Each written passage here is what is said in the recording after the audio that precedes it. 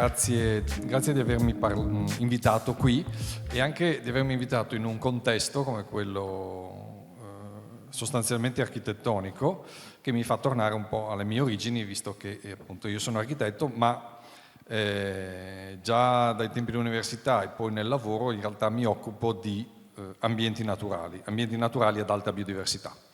Però mi piaceva in realtà non parlare di un'altra cosa rispetto a quella di cui abbiamo parlato fino adesso, ma interagire un po' con gli architetti, magari porgli delle domande o delle riflessioni. Io mi occupo ovviamente di laguna, prossimamente andremo all'approvazione del piano di gestione Natura 2000 della laguna, che si occupa di altre cose, si occupa proprio di ambienti prettamente naturali, mentre qui siamo in un'area, diciamo, marginale, però siamo in realtà in un'area importante perché è l'area di interfaccia tra un grande centro abitato e un grande sistema naturale come quello della laguna. E allora mi è venuto in mente, appunto, anche guardando un po' il progetto che ci è stato anticipato, una frase di Gregory Bateson che diceva che un testo senza il contesto diventa incomprensibile. E allora appunto mi chiedevo come un intervento come il vostro, visto che l'architettura è testo, è linguaggio sostanzialmente, è una tecne che però si esprime attraverso un linguaggio proprio, che non necessariamente è tecnico, ma è appunto quello che chiamiamo linguaggio architettonico. Ecco, mi chiedevo l'approccio che voi avete avuto o che altri professionisti possono aver avuto nel momento in cui si trovano di fronte a un ambiente che dal punto di vista paesaggistico è molto forte e anche un alto contenuto di biodiversità, quindi muta durante l'anno perché le sue funzioni ecologiche mutano e questo è un elemento, diciamo, centrale dell'esistenza di quell'area naturale. E quindi così mi sono venuti in mente alcuni approcci che io ritengo sostanzialmente sbagliati, ma con le quali abbiamo a che fare spesso. E noi tra le altre cose facciamo le valutazioni, cosiddette valutazioni di incidenza o valutazioni di impatto ambientale, quindi valutazioni di opere all'interno di contesti naturali. E spesso sentiamo parlare di inserimento nella natura, che sa un po' di mascolinità tossica, questo inserimento nella natura, oppure dall'altra parte sentiamo parlare di mimetismo, che sa tanto di autocastrazione nel momento in cui io non riesco ad affrontare il rapporto con un ambiente naturale, quindi semplicemente lo nascondo, mi nascondo all'interno di questo. L'interessante della vostra proposta invece è stata quella di costruire, diciamo, una piazza che guarda l'ambiente naturale, quindi non si fa guardare. Adesso non so quale sarà l'esito di questo progetto, però immagino che non sia tanto un luogo da guardare, sia un luogo da vivere, ma è interessante che è un luogo dal quale guardare e dal quale guardare un ambiente naturale. Questo è già un elemento di grande interesse. Poi c'era un altro secondo punto che tra l'altro non sapevo che sarebbe intervenuto prima anche il collega Claudio Garlati, che ha parlato proprio di sicurezza e di rischio. E voi avete appunto dovuto affrontare un tema di sicurezza, però mi chiedevo anche se in questo tipo di progetto vi siete posti il tema anche invece di una gestione del rischio, nel senso che io metto in sicurezza un'area ma so che qualcosa può non funzionare e quindi se qualcosa non funziona in un contesto del genere devo anche avere, diciamo, un piano B che può essere quello della gestione del rischio, quindi magari di avere delle aree che possono risultare anche inondate, ma nelle quali ho abbassato il rischio e quindi il danno che effettivamente io posso determinare, posso avere, è in realtà minimo ed è perfettamente gestibile. Sto pensando appunto che proprio prossimamente alcuni terreni bonificati, prima abbiamo visto delle mappe appunto anche delle aree che si trovano sotto il livello medio mare, che quindi di fatto non sono mare solo perché ci sono delle idrovore. Ecco, prossimamente con un intervento regionale invece attraverso la riserva naturale della foce dell'Isonzo andremo a debonificare delle aree e quindi a ridare spazio alle zone umide per i lagunari o in quel caso diciamo per i marine, quindi a ridare uno spazio ad ambienti naturali che per alcuni alla fine semplicemente decenni, quasi un centinaio d'anni, ma insomma ben poco nella storia, era stato sottratto a quell'ambiente e che oggi semplicemente non è più produttivo perché l'ingressione salina e l'aerosol salino delle tempeste sempre più forti ha reso quelle aree agricole, ancorché bonificate e prosciugate diciamo, attraverso le idrovore, ma di fatto non più produttive, proprio perché si è modificato completamente il contesto, visto che all'inizio abbiamo parlato appunto di testo e di contesto, si è modificato il contesto ed oggi è conveniente che diventino delle aree di espansione anche per gli eventi estremi marini. E in questo senso un'altra progettualità che abbiamo, diciamo questa ancora in nuce, insomma, mentre l'altra insomma, si realizzerà tra poco, è proprio, visto che parliamo di laguna, di creare degli spazi per i lagunari, sempre dove le condizioni sono quelle che vi ho descritto prima, quindi aree in cui l'agricoltura non riesce più a esplicare tutte le sue capacità produttive, perché proprio il suolo si è modificato, quindi anche lì ridare spazio alla natura, che significa anche ridare dei polmoni in cui gli eventi atmosferici estremi possono in qualche modo non scontrarsi con una barriera rigida, ma in qualche modo entrare in contatto con delle forme flessibili, con delle forme naturali, ad esempio con dei grandi canneti che assorbono l'energia di troppo che il riscaldamento globale di fatto ha immesso nel sistema. Quindi mi piaceva pormi questi due problemi rispetto al rapporto di questo progetto e in generale di tutta la città di Lignano come altre città, però Lignano sicuramente è una condizione particolare perché è veramente circondata, a parte quel breve cordone che la lega alla terraferma, però è completamente circondata da ambienti naturali molto forti e quindi questo tema del rapporto con la natura per Lignano diventa un elemento proprio centrale di pianificazione. Quindi vi ringrazio. Bene, grazie mille. Facciamolo qui, addirittura in anticipo sul timer, quindi stiamo recuperando. Bene, allora il prossimo intervento è Studio Punta dei Cappellari Associati e si sono occupati del piano di protezione civile, quindi possiamo mettere a fuoco questa questione con più precisione. Grazie.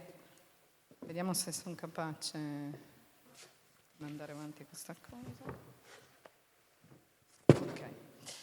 Buongiorno a tutti, sono l'ingegnere Michela Di Racca e ho avuto assieme ai miei colleghi e assieme al dottor Mocchiutti, geologo, il compito, di cui ringrazio perché ci sta dando veramente delle grandissime opportunità di conoscenza da parte dell'amministrazione, sia di seguire l'aggiornamento del piano regolatore comunale al piano di gestione rischio alluvioni, di cui adesso vedremo delle simpaticissime conseguenze, che in parte ha già citato l'ingegner Garlatti prima, e poi appunto il già citato aggiornamento del piano di gestione delle emergenze, che è anch'esso un elemento fondamentale. Però come sempre quando si parla dopo altri vengono molti spunti, quindi quello che hai pensato di dire va un po' a tramontare, e devo dire che si è parlato di condivisione, di progetti partecipati, di sogni che ispirano i progetti, e devo dire che è un sogno essere qui conoscendo solo parte del panel, parte dei progetti, e sentire dire tutte cose condivise, pensate, senza essercele dette, ce le siamo dette tramite l'amministrazione, però è un segno che anche la sensibilità dei vari ambiti progettuali finalmente viene insieme. E questo risolverà i problemi della bellezza e i problemi della sicurezza, e questo secondo me è veramente un passo avanti che serve a tutti i territori, perché innanzitutto prima che essere tecnici siamo persone, e poi perché Lignano ha una responsabilità non solo rispetto ai suoi abitanti, ma rispetto a tantissime persone che la frequentano, la amano e creano un indotto, ma anche rappresentano un rischio e meritano di essere tutelati al meglio. Questo è un piccolo estratto della zona che era molto più bella nelle illustrazioni dei colleghi, chiaramente, però questo è l'estratto per chi non lo conoscesse, il piano di gestione rischio alluvioni. Cos'è questo oggetto? È una mappatura dei rischi, anzi del pericolo e del rischio dei nostri territori. Esiste in tutta Italia, diciamo, ma noi facciamo fronte comune col Triveneto, quindi stiamo sotto il distretto delle Alpi Orientali, che ha mappato tutto il territorio delle nostre regioni, ponendo, secondo determinate regole tecniche su cui non mi dilungherò più di tanto, delle colorazioni che indicano i livelli di pericolo, che ci ha fatto già vedere l'ingegner Garlatti, e di rischio. Un piccolo richiamo perché l'hanno già fatto altri. Nell'immagine a sinistra vedete il pericolo. Il pericolo è determinato da, in questo caso, il livello che l'acqua può raggiungere in quell'area. Quella a destra è il rischio. Il rischio dipende appunto dai beni esposti, i beni che sono in primis la vita umana, ma poi anche i 40 milioni che l'amministrazione ha voglia di investire sul suo territorio, che protegge non per niente, con altri 12 milioni di opere che vanno a proteggere noi e gli investimenti, e ha a che fare anche con i beni di cui parlava l'architetto Zanchetta, perché anche l'aspetto sia paesaggistico dal punto di vista storico, culturale, architettonico, ma anche della biodiversità, è un fattore che va protetto nell'ambito dello studio dei rischi. Questo cosa ci fa vedere? È una cosa un po' per patiti del settore, ma è un dettaglio che può avere una sua rilevanza. La terza mappa che caratterizza questo piano di pericolosità, che se volete potete andare a consultare online, ma se non volete terrorizzarvi magari lasciate anche stare, definisce anche dei tiranti. Il tirante è quanta acqua ti arriva sulla porta di casa, in quel punto del tuo territorio. La zona che è in questione è zona di pericolosità P1, quindi relativamente bassa. L'acqua lì però può andare da 0 a 1 metro. Normalmente tutti pensano che sia tra 0 e 50 centimetri, invece, signori miei, in quella zona lì è tra 50 centimetri e 1 metro. Questo per i numeri che vi hanno mostrato già i colleghi prima, e anche per altre ragioni su cui non stiamo qui a polemizzare. Un particolare di Lignano, infatti, è quello che vedete, scusate, in questa frasetta sulla destra, che non so se è leggibile.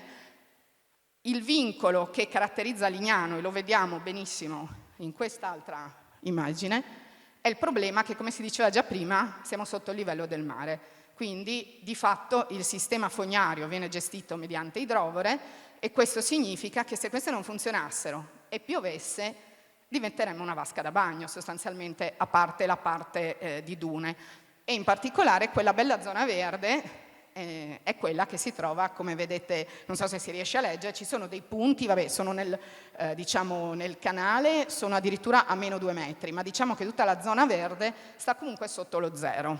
Questo ovviamente è un dato da conoscere e da cui difendersi. E questa è la difesa di cui si è già parlato. Questi sono gli argini, sono quelli del tagliamento, quelli per i lagunari, e la spiaggia, che magicamente è il posto più sicuro, paradossalmente, per ora. Poi vedremo perché per ora.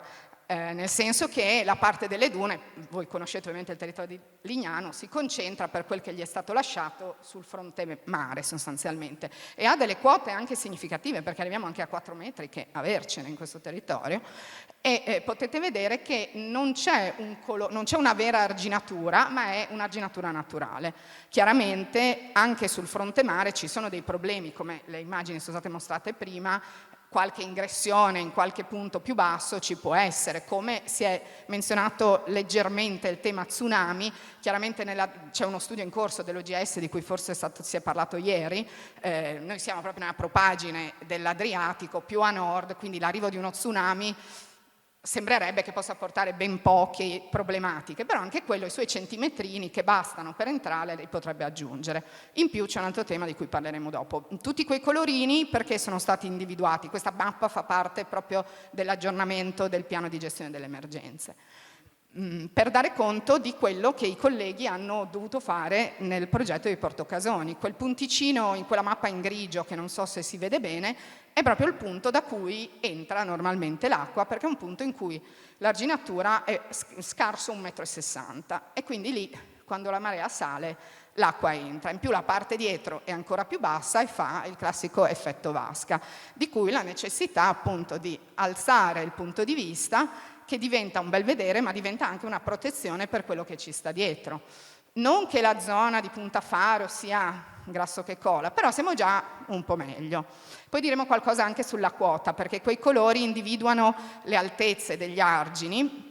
Ce ne sono alcuni che arrivano anche a 3 metri e più, ma sono in particolare quelli sul tagliamento e non quelli lagunari. Quelli lagunari, ahimè, sono un po' più bassini e probabilmente sono anche un po' più, diciamo, delicati o vecchi nella loro fattura. Infatti immagino che il progetto che ha commissionato la Protezione Civile porterà veramente un grande contributo nei futuri interventi di manutenzione, perché si potrà andare a dire qui serve fare, perché qui se viene un'ondata un po' troppo forte rischiamo che la cosa ceda. Mi accelero.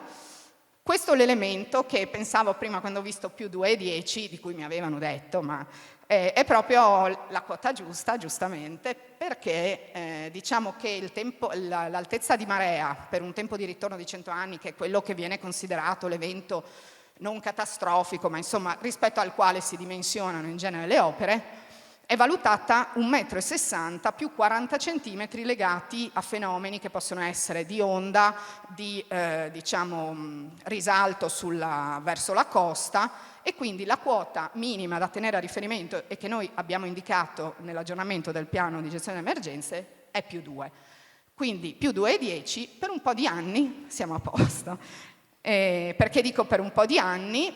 Perché questa è la situazione, anche di questo penso che abbiate parlato ieri ampiamente con soggetti ben più titolati, il cambiamento climatico. Il cambiamento climatico porterà a alzare il livello dell'acqua, fronte mare, fronte laguna evidentemente, indifferentemente, e in più in questo territorio c'è un problema di subsidenza, quindi andiamo a sommare la terra che scende, l'acqua che sale. Questi sono i numeri in uno scenario non catastrofico, cioè diciamo che si stanno studiando, ovviamente sono statistiche, sono proiezioni. Io ricordo che la mia maestra alle elementari mi diceva che il Po a lungo andare con la sua foce si sarebbe unito alla Jugoslavia quella volta, perché sono vecchia anch'io. In realtà non l'ha fatto e anzi problemi di sedimenti, cioè la realtà è cambiata, però non credo che in questo senso cambierà. Per cui è ancora più importante che queste grosse progettazioni e intuizioni sul futuro di un territorio facciano i conti con tutto questo, perché non possiamo pensare di abbandonare Lignano perché è invasa dall'acqua, ma possiamo pensare Lignano quando l'acqua sarà più alta, e questo è un grande compito per l'amministrazione, una grande sfida per noi professionisti per accompagnarli. Un ultimo dettaglio, cos'è questa cosa? Dal piano di gestione rischio alluvioni, uno dei temi, siccome non tutto il rischio può essere mitigato, non possiamo arginarci in tutti i modi, ci deve essere una cultura, una consapevolezza di tutti. Quello che si diceva prima, la protezione civile siamo un po' tutti noi. Questa è la protezione civile di noi stessi, dei nostri vicini, delle nostre famiglie. Nel piano di gestione rischio alluvioni è prevista un'app che esiste già, se volete la potete scaricare, io ce l'ho ed è impostata sul comune di Lignano in questo momento, che in ogni momento ti dice la situazione che c'è nell'intorno, ma soprattutto quando sarà attiva permetterà a tutti i cittadini di segnalare qualsiasi problematica. Poi non so come faranno a scremare le follie che potranno venire fuori, però dalla caditoia intasata alla situazione di pericolo che tu sei lì e la vedi, potrai fare una foto, inviarla e fare cultura della protezione idraulica e non solo. Mi taccio perché qua è come quando fai la gara di sci che vedi che sei andato fuori al primo parziale, meglio che mi tolgo. Buon pomeriggio a tutti. Bene. Buonasera cari colleghe e colleghi. Ecco, io vorrei di presentarvi una storia lunga, direi, della trasformazione di Slovenska cesta, strada slovena, la via principale della città, che è cambiata completamente la sua immagine, completamente l'uso e la sensazione dello spazio pubblico. Prima di tutto, sia importante secondo me, sottolineare che abbiamo realizzato questo progetto utilizzando il potenziale operativo di disegno urbano.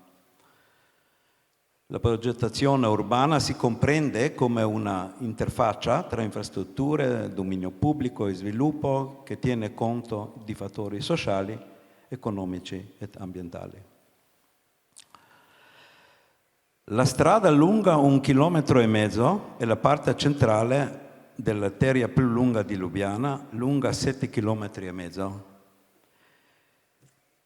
che si estende tra i svincoli autostradali settentrionali e meridionali, e questa strada si trova, voi sapete, sulla asse del Cardo Maximus dell'antica città romana di Emona, di Lubiana, che costituisce, come si vede, la prima matrice urbana di Lubiana.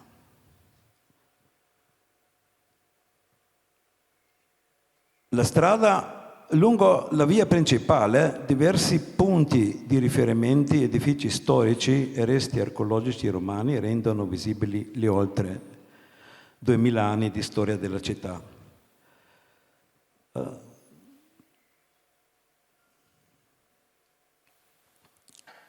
E lungo la strada sono alienate anche alcune istituzioni, sedi nazionali come la Borsa, la Banca Nazionale,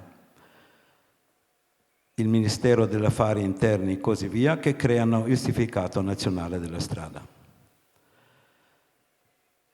Nel 2009 Slovenska cesta presentava l'immagine, come avete visto, di un corridoio di traffico brutto, transandato, rumoroso e congestionato, con facciate trascurate, con una carreggiata larga separata dai percorsi pedonali. Dopo molti anni di allargamento della strada, con nuove corsie di marcia, a conto dei marciapiedi naturalmente, l'ex viale si è trasformata in una corsia per traffico automobilistico, in marciapiedi stretti, molto stretti, alcuni punti larghi appena mezzo metro. Costringevano i pedoni a utilizzare i porticati nelle case. L'infrastruttura ciclabile insufficiente, corsie strette e disconnesse, marciapiedi sottoporticati e i segnali di divieto di biciclette mostrano una generale preferenza per l'auto. Ecco. Pertanto anche i ciclisti erano costretti solo a attraversare la strada, trasversalmente, non attraversarla trasversalmente e non longitudinalmente. Ecco, alcune immagini. Gli obiettivi che ci siamo posti indicano che il progetto di conversione comprenderà la riqualificazione dell'intero paesaggio stradale, cosiddetto cityscape, dei sottopassaggi, dei marciapiedi, del verde urbano, arredo urbano, delle facciate, degli edifici storici e dell'illuminazione pubblica. Come vedete abbiamo aggiunto anche la bellezza architettonica come parte estetico che può contribuire alla qualità della vita quotidiana. Ecco un elenco delle misure esecutive necessarie per raggiungere gli obiettivi. La prima azione dimostrativa che abbiamo intrapreso è stato un primo passo. È stato un attraversamento zebrato, una op art disegno lungo l'intera lunghezza della strada, indicando il scopo delle ulteriori misure di riduzione della velocità del traffico automobilistico nella zona. È interessante che i conducenti hanno improvvisamente iniziato a comportarsi più attento perché si sono sentiti più insicuri su un terreno in cui non avevano più la priorità assoluta. In questa direzione i primi piccoli interventi a basso costo che abbiamo attuato comprendevano piattaforme per sedersi, pennoni, alberi provvisori, panchine mobili, presentazioni di siti archeologici, piccole piantumazioni, sottopassi ed altri elementi simili piccoli. Ecco, questo era il primo passo.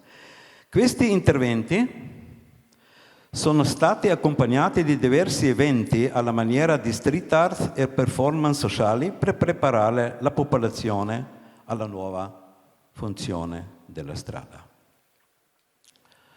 Da allora il Comune ha organizzato le campagne durante la settimana europea della mobilità, sempre incentrate sul tema della coesione della strada connessa con vantaggi della mobilità sostenibile. Nel piano mobilità urbana sostenibile, cosiddetto SUMP, adottato dal Consiglio Comunale nel 2012, Slovenska cesta è stata disegnata come parte essenziale dell'ecozona della città, un'area a traffico mobilistico limitato all'interno del centro cittadino. Come si vede qua, a questa mappa, sì come spina dorsale delle piste ciclabili che attraversano il centro città. Il passo successivo è stato quello di preparare i progetti per trasformare la strada a motore in una via che avrebbe coniugare la fruibilità pedonale con accessibilità. L'idea guida di questa trasformazione è stata molto semplice: di integrare il concetto di spazio condiviso, unitario, con il trasporto pubblico. Una cosa strana, no? Per raggiungere questo obiettivo abbiamo preparato un piano preliminare di distribuzione dei percorsi di traffico che comprende un nodo centrale per 17 linee di autobus urbani che coprono l'80% dei passeggeri in transito nella città. Allora si tratta di un hub centrale. Successivamente è stato elaborato anche un piano di disposizione più dettagliato per le stazioni dell'autobus che si concentrano su 2 terminali e per nuovo alberato su file aggiuntivi di alberi.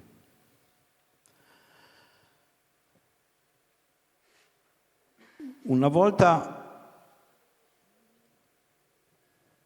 pronti i progetti concettuali, abbiamo iniziato a negoziare con diversi stakeholders e decisori, società civile e comunità locale, durante i quali si è verificata la tipica polarizzazione tra oppositori e sostenitori del progetto. Invece di negoziazioni inefficaci con le parti opposte, abbiamo motivato una coalizione di sostenitori. Questa è la nostra strategia. Cercando di trovare un compromesso tra le parti contrapposte, non siamo mai riusciti a raggiungere un pieno consenso e questo non ci ha fermato. Soprattutto gli ingegneri in opposizione hanno spaventato il pubblico con modelli di traffico indicando come la slovenska strada chiusa avrebbe bloccare il traffico sull'intera strada principale. Ecco, allora un accordo con loro non si può fare mai. Allo stesso tempo abbiamo organizzato dibattiti per pubblico generale e preparato una mostra speciale in loco sulla storia e progetto di Slovenska cesta. Ecco, queste sono immagini, visualizzazioni, persuasioni, come parte di persuasione. Ecco.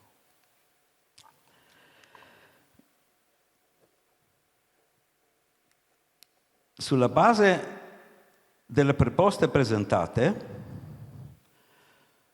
al concorso, la città ha deciso di intraprendere l'ulteriore sviluppo del progetto in collaborazione con 4 studi, ottenendo una soluzione finale di sintesi. Ecco. Ecco, queste sono progettazioni. Dopo lunghi, come si vede, nel 2013 abbiamo invitato anche Pieter de Haan, consulente di spazi condivisi, e il famoso Jan Gehl a Ljubljana, consulente di urban design adatto alla gente, sul tema come introdurre il concetto di spazio condiviso e continuare a preparare progetti esecutivi. Dopo lunghi preparativi abbiamo passato alla fase di costruzione iniziata con la ricostruzione del sistema di regolazione del traffico in senso lato. Per mitigare l'impatto della chiusura alla scorciatoia attraverso Slovenska cesta abbiamo dovuto garantire 2 ulteriori condizioni preliminari per questa misura. Per reindirizzare il traffico in arrivo abbiamo costruito una nuova strada di allargamento verso l'autostrada settentrionale e successivamente, questo ponte, abbiamo costruito un nuovo ponte per completare la circolazione interna intorno al centro città.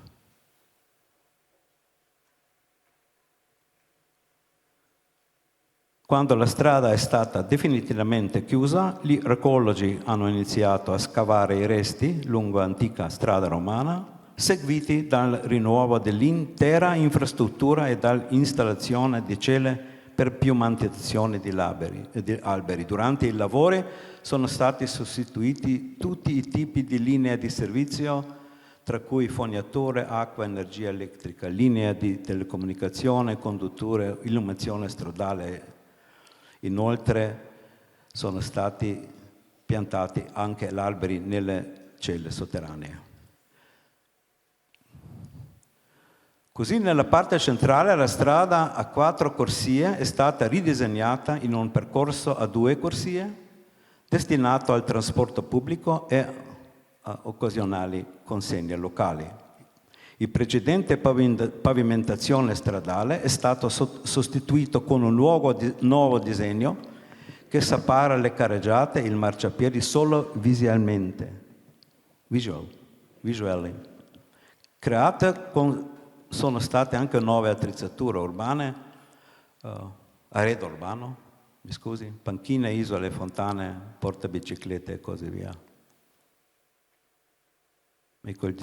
Anche il disegno della fermata rispondeva alle particolari esigenze di spazio, al numero di viaggiatori e alle condizioni dinamiche del traffico sulla strada.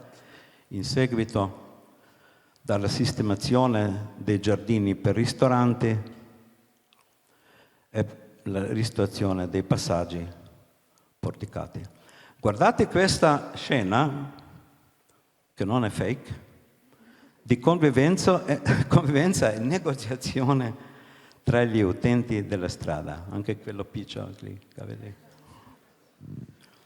Allora la comunicazione non verbale oculare, la negoziazione delle priorità, invece divisione dei poteri, il senso di consapevolezza e la sensazione reciproca di minaccia e di vigilanza hanno prevalso sulla strada. Questo è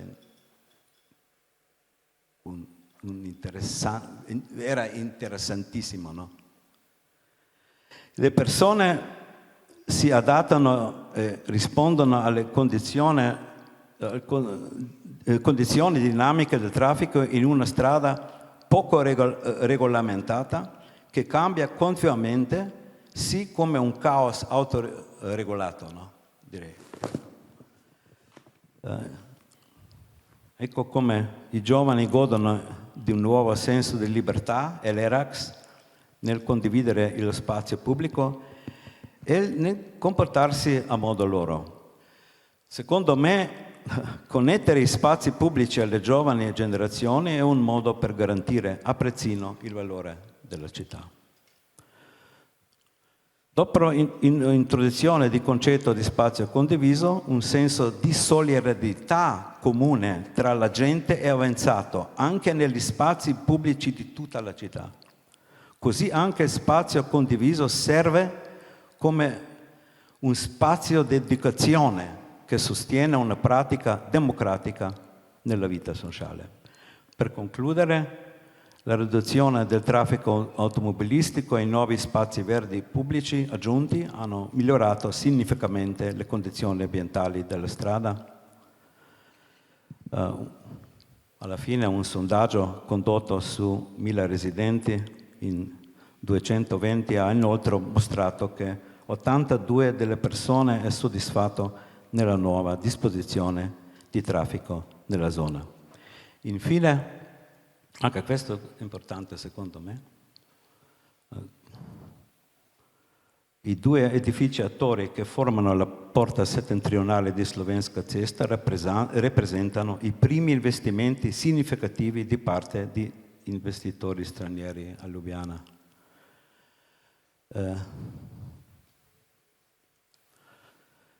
Lungo la strada sono stati restaurati tutti gli edifici importanti, tra cui il primo grattacielo della città, un hotel, un grande magazzino, accademia di musica e così via, e quasi tutti gli edifici del patrimonio lungo la strada sono stati rinnovati, confinanziati da un fondo speciale del comune a gare d'appalto pubbliche.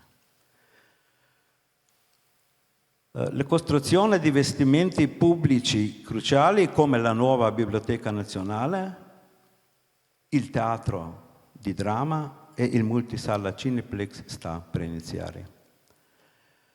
Tuttavia la conversione di Slovenska cesta, questo è l'ultimo contributo, tenendo conto dell'estate molto calda, anche in Ljubljana. Questo può dire, questa è una scultura, ma è una doccia pubblica. No? Tuttavia la conversione di Slovenska cesta in spazio condiviso è stata una delle misure di mobilità sostenibile più impegnative e rischiose che abbiamo mai introdotto in città. Nonostante i dubbi e le esitazioni iniziali, i cittadini, soprattutto gli autisti degli autobus, hanno accettato le nuove condizioni senza problemi e con entusiasmo. Allora il progetto funziona in modo sorprendente. Grazie per l'ascolto.